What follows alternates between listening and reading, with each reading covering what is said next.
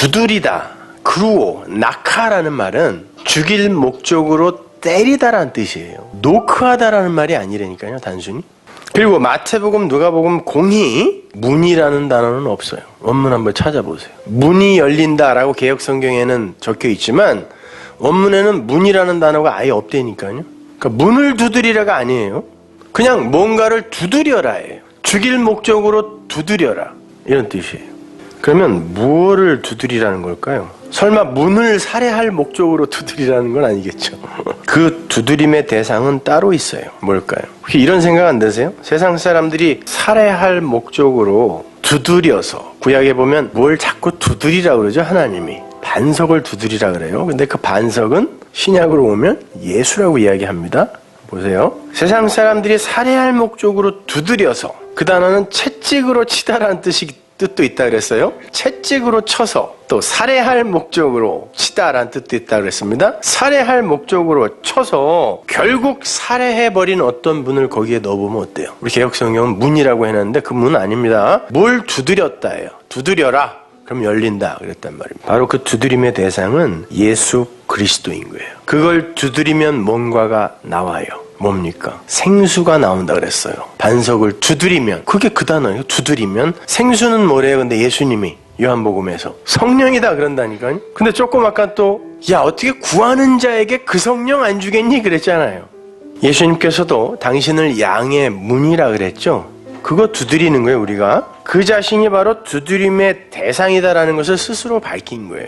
그 문은 두드려야 열려요. 그런데 그 두드림은 반드시 그 문인 그 대상을 살해하는 두드림이어야 된다는 거예요. 이거 굉장히 중요한 겁니다. 이게 무슨 말인지 한번 잘 생각해 보자고요. 주님은 그렇게 세상에게 두들겨 맞아서 살해당하시기 위해 이 땅에 오신 분이 맞죠? 원래부터 오신 목적이 그래요.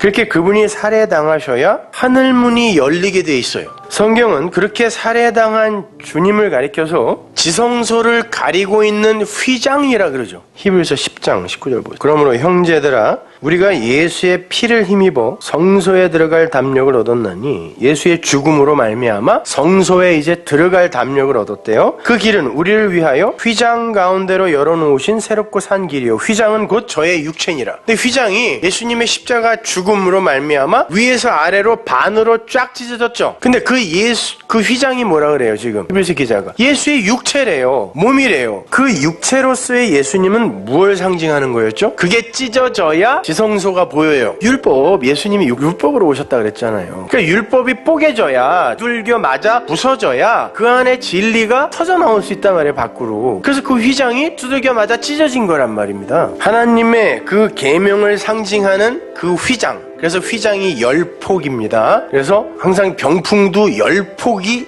진품이에요. 원래 10폭으로 만들게 되어 있었어요. 뭘 가리는 것, 이런 의미로. 하나님의 율법이 하나님의 지성소로 가는 길을 오히려 막고 있는 거예요. 이렇게. 그게 휘장이었어요. 10폭으로 막고 있어요. 10계명 의미하는 거죠. 그러니까 성경을, 말씀을 법으로, 율법으로 보게 되면 지성소는 막히는 거예요. 감추어진 게 되는 거예요. 그래서 예수님이 그 휘장으로 오셔서 10계명 율법으로 오셔서 언약의 기둥 위에서 찢어진 거예요. 반으로. 다섯으로 찢어진 거라니까요. 그랬더니 율법이 깨져버리고 그 안에 진리인 지성소가 드러났단 말이에요. 그래서 다윗이 물맷돌 5개, 돌은 항상 예수 그리스도를 의미한다 그랬죠, 구약에서. 근데 5이에요. 물매가 무슨 말이라서 물매. 휘장이란 단어예요, 그게. 그러니까 휘장 5개인 돌로 아무도 무너뜨릴 수 없었던 골리앗을 쳤더니 그게 무너지는 거라니까요. 자, 그렇게 율법으로 오신 예수가 찢어지고 율법의 문이 부수어지고 지성소의 은밀한 것이 이렇게 드러난 거예요. 그러기 위해서는 반드시 세상에 하나님 살해 사건이 먼저 일어나야 돼요. 예수가 그렇게 안 죽으면 안 된다니까요.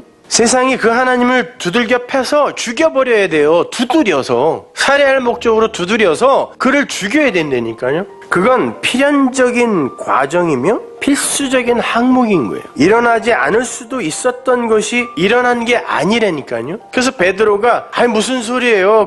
그런 일이 일어나면 안 되죠. 그랬다가 이 마귀 새끼야 라는 욕을 먹은 거야, 하나님에게. 사단아, 그게 하나님의 일을 대적하는 거야 라고 얘기했다니까요. 그런 세상의 하나님 살해 사건을 통해서 인간과 세상의 그 한계가 폭로되는 거예요. 너희들의 율법적 열심은 결국 하나님을 죽이는 거야.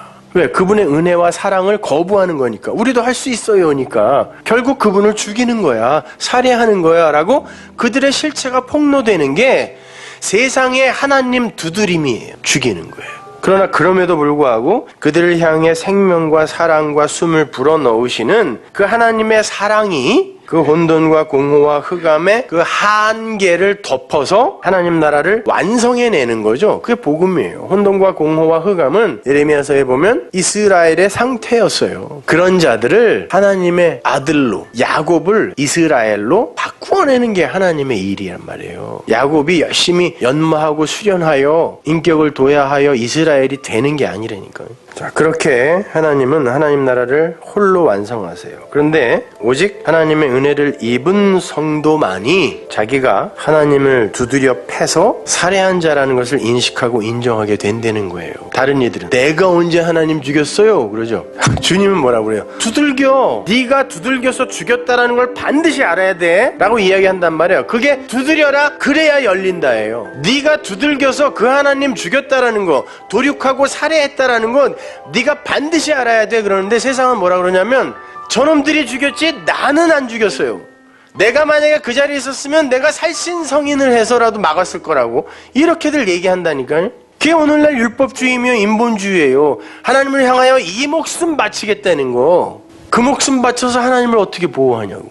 그 목숨이 뭔데? 하나님은 그거 죽은 거라 그러는데 자기는 죽어도 살았대요. 그리고 이걸 바치겠다는 거야. 하나님은 죽었다는데. 내가 죄인 중에 괴수가 맞습니다. 내가 하나님 살해범 맞습니다. 이 고백을 성도는 반드시 해야 되는 거고, 그리고 그 일은 반드시 필연적으로 일어날 수밖에 없었다는 것을 인정하게 돼요. 그래야 내가 누구인지 폭로가 되고, 그럼에도 불구하고 우리를 덮으신 하나님의 사랑이 무엇인지를 우리가 알 수 있게 된단 말입니다. 그걸 자기 부인이라 그러죠. 맞아요. 제가 하나님 살해범 맞습니다. 라는 게. 그렇게 되면 율법으로서의 예수, 행동 강령으로서의 성경, 섬김의 대상인 성전, 그것이 나로부터 사라지게 되죠. 우리가 그걸 모르면 예수나 성전은 나에게 섬김의 대상이 되고 성경도 나의 행동 강령이 된다니까요. 그러면 그거 열심히 해서 죽는 거예요. 그러나 내가 바로 그 하나님 살해범입니다. 그런 내가 무엇을 할 수 있어요? 하나님이 나에게 은혜를 덮어주셔야죠. 하나님이 나에게 사랑을 부어주셔야죠. 라고 나를 부인하게 될 때 비로소 내가 살아나는 거라니까요. 자, 그걸 두드린다라고 하는 거예요. 반석인 예수를 두드려야 생수이신 성령 그리스도가 터져나오는 거예요. 그래서 제가 반드시 예수를 죽여라라고 이야기하는 거예요.